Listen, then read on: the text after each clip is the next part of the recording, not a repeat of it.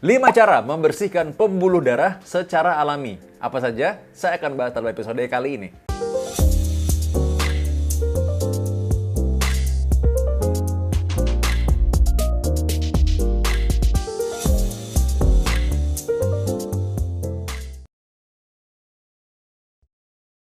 Bentar dulu, bagi Anda yang baru nonton, Anda boleh subscribe dulu supaya Anda selalu update dengan info-info saya.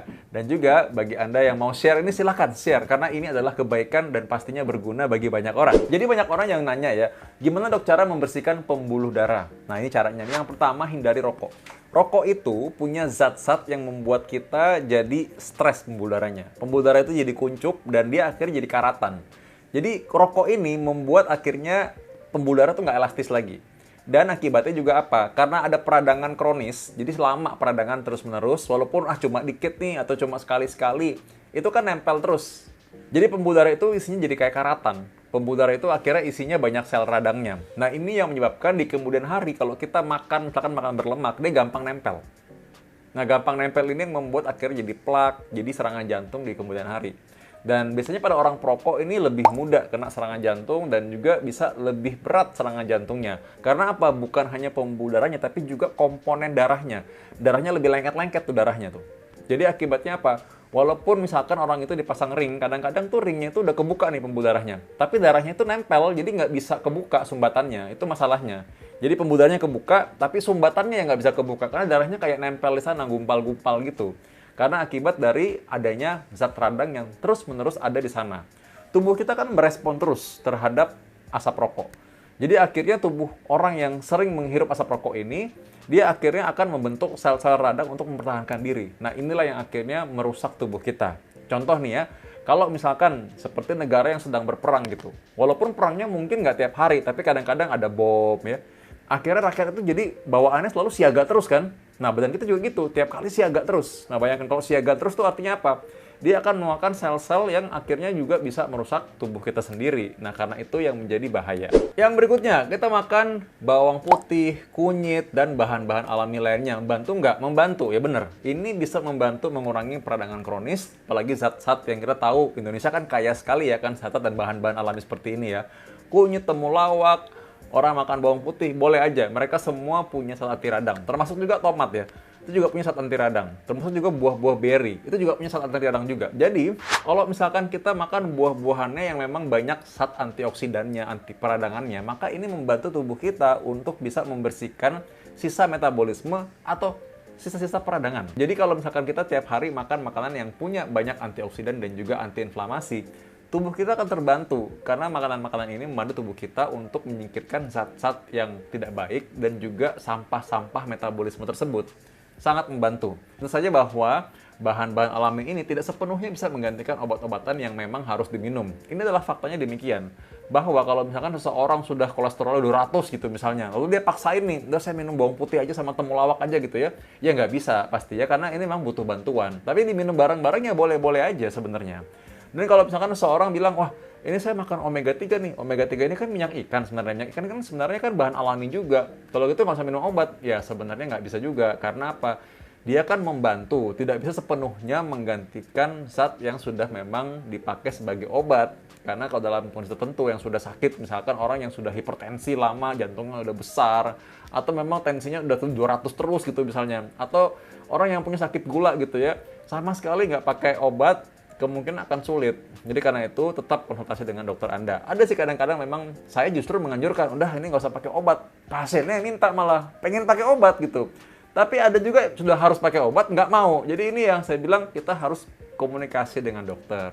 Coba kita lihat yang mana nih yang bisa, yang mana yang enggak. Yang mana yang bisa ditawar, yang mana yang, wah ini sih kayaknya udah nggak bisa gitu ya. Karena ini kan badan Anda sendiri loh. Ini kan Anda juga tahu badan Anda seperti apa. Dan Anda juga harus juga tahu bagaimana cara merawatnya. Nah, kalau Anda bawa mobil Anda ke bengkel, lalu ke bengkel udah gitu mobilnya dibilang, oh ini harusnya ganti mesin nih, gini-gini. Ah, enggak lah, nggak usah gitu ya. Nanti kalau misalkan mogok tengah jalan, ya kan gimana? Kan susah Anda sendiri, ya. Jadi karena itu, ingat selalu komunikasi dengan baik dengan dokternya. Kalau memang Anda mau tanya, jujur aja tanya, dok, gimana kalau begini? Gimana kalau begini, gitu ya. Jadi dokter juga bisa menjelaskan, kira-kira ini masih memungkinkan apa enggak, gitu. Ya, jadi karena itu, tidak semuanya bisa dengan mudah digantikan dengan bahan alami, Tapi bahan alami tadi bisa membantu membersihkan pembuluh darah Anda. Yang ketiga ya, Anda tidak boleh banyak stres. Aduh, itu banyak susah sekali ya. Orang kalau bilang nggak boleh stres, gimana caranya nggak boleh stres? Orang tiap hari aja pasti ketemu orang stres, pasti bawaannya pengen marah kadang-kadang karena apa nih? Waduh nih kok nyebelin sekali ya. Nggak mungkin lah orang nggak stres. Tapi hindari stres atau atasi stres. Kalau menghindari stres sama kayak menghindari pekerjaan. Orang nggak dapat pekerjaan malah stres juga. Jadi kerja malah kadang-kadang bisa merilis stres, iya kan? Ada kan orang-orang di sini, coba Anda tulis di komen, ada nggak Anda pernah ketemu orang yang senang kerja? Kalau kerja malah happy gitu ya, malah jadi kalau nggak dikasih kerjaan malah stres. Jadi karena itu nggak bisa kita kadang-kadang menghindari stres, tapi kita bisa mengatasi stres. Gimana caranya? Dengan cara mendengarkan musik-musik misalnya ya, kita dengarkan musik nih misalnya gini ya, kayak gini. Jadi kita mendengarkan musik-musik yang membuat kita senang, moodnya happy ya, itu adalah cara kita mengatasi stres. Atau misalnya ada orang, saya tuh punya teman ya, dia itu hobi melukis. Jadi setiap kali dia stres, dia pergi, tau nggak? Dia gambar-gambar. Itu gambar-gambar tuh dibuang-buangin begitu aja karena dia pikir ya ini kan cuma buat ngatasin stres. Padahal saya bilang sayang loh, ini bisa dijual nih ya. Karena dia bagus banget gambarnya. Jadi ada juga orang yang senang itu malah olahraga. Jadi olahraga itu mengatasi stresnya dia. Jadi dia kalau pagi-pagi dia harus olahraga dulu. Kalau nggak stres katanya gitu. Atau ada yang kebalikannya. Tiap kali pulang kantor dia harus punya waktu untuk ke gym. Karena soalnya kalau ke gym katanya dia lebih enak moodnya. Tidur bisa lebih nyenyak juga ya, walaupun dia bilang harus sore-sore nih, kalau malam kan keburu deket sama tidur, jadi dia nggak bisa tidur nanti malam, jadi harus sore-sore harus dia ke gym. Jadi masing-masing orang punya cara untuk mengatasi stres. Jadi ingat ya, atasi stres. Anda harus tahu hobi Anda apa, lakukan hobi Anda supaya ini bisa membersihkan pembuluh darah. Kenapa? Nah karena gini, kalau kita stres, ini hormon-hormon dalam tubuh kita itu membuat sel-sel ini, ada sel-sel namanya interleukin itu makin tinggi. Nah, sel-sel inilah yang akhirnya merusak tubuh kita. Anda percaya kan? Ada orang bilang, oh ini karena pikiran nih makanya jadi sakit. Percaya ya? Coba yang percaya tulis di komen ya. Ada yang bilang gitu, pikiran nih makanya jadi sakit. Nah, harusnya kita juga bisa ubah nih. Justru kalau gitu, pikiran bisa menyembuhkan. Ya, kalau ada pikiran yang membuat seseorang bisa menjadi sakit, kalau gitu ada pikiran juga, kita kalau bisa kendalikan, kita harusnya bisa juga membuat tubuh kita lebih baik. Ya, jadi kita menghindarkan sel-sel radang di pembuluh darah dengan cara apa? Kita mengendalikan stres. Kita tahu bagaimana cara supaya kita enjoy, gimana caranya supaya kita bisa tetap punya waktu untuk kumpul sama teman-teman, gimana cara kita bisa kumpul sama keluarga gitu ya, dan kita bisa nggak stres. Kita bisa, wah ini udah relax nih, terkerja lagi ya gitu ya. Yang keempat, gerak aktif, gerak olahraga. Di olahraga ini dia namanya myokines ya. Myokines itu adalah semacam komponen dalam tubuh kita yang dikeluarkan kalau kita ada kontraksi otot. Jadi kalau kita olahraga, otot kita kan kontraksi nih ya. Bisa lari, bisa mungkin angkat beban ya, latihan ketahanan, latihan kekuatan, itu dia mengeluarkan myokines ya. Ini adalah komponen yang membuat tubuh kita lebih baik. Dia menghilangkan sel-sel radang, dia menurunkan angka stres juga, dia membuat pembuluh darah juga semakin elastis, dan dia meningkatkan fungsi jantung. Nah, jadi apa? Pembuluh darah kita juga terhindar dari sel-sel radang yang merusak. Jadi bisa lebih bersih dari sel-sel radang. Dengan cara apa? Olahraga. Olahraga ini obat yang paling gampang. Contoh ya, orang kalau punya alasan, oke nih, kenapa nggak Anda pilih diet? Ya, diet bener. Orang kadang-kadang tidak bisa leluasa pilih makanan. Kadang-kadang makanan mungkin ya adanya itu, ya udah dia makannya itu. Tapi kalau olahraga, dia bisa olahraga kapan aja. Olahraga kan pakai badan sendiri. Dia exercise bisa kapan aja. Mau latihan fisik kapan aja bisa. Mau dia apapun pekerjaannya sebenarnya dia bisa olahraga. Jadi karena itu olahraga ini adalah obat yang paling mujarab untuk bisa membersihkan pembuluh darah. Karena adanya myokines yang bisa membersihkan pembuluh darah dengan cara apa? Kita kontraksi ototnya. Dan ini bisa membantu sekali. Olahraga ini beda sama kita sibuk loh ya.